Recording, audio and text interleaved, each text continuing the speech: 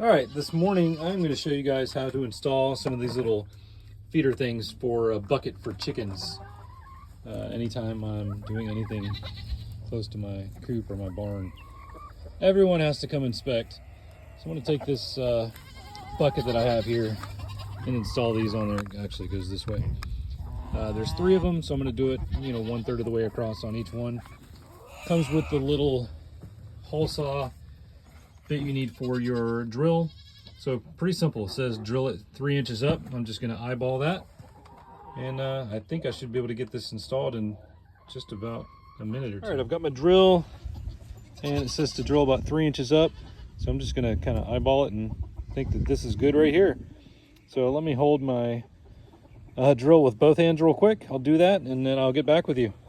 All right, first hole drilled pretty easily, and so now I'm going to test fit one of these little pieces and see how it works. Okay, let's get this piece here. Just gonna kind of push it into the hole there. Doesn't need to be threaded. Kind of feels like, yeah, it threads in. It has a little rubber silicone gasket. Yeah, that's good right there. And so what I'm going to do now is put this piece, reach in from the inside and thread it onto there. You can kind of see me doing it right there.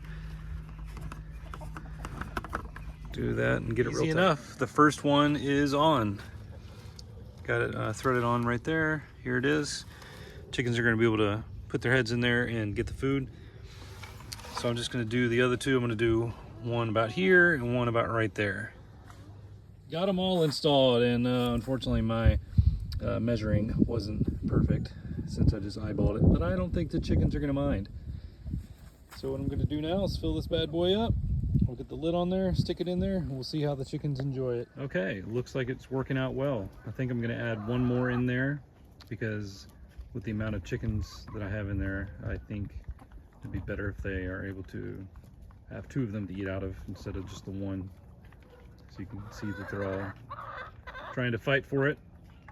But yeah, looks like it's going to work really well. It's going to keep all the food protected from the elements, and it makes it so I don't have to come out here and scoop the food every single day. So if I have 20-30 pounds of food in the bucket, it should be good.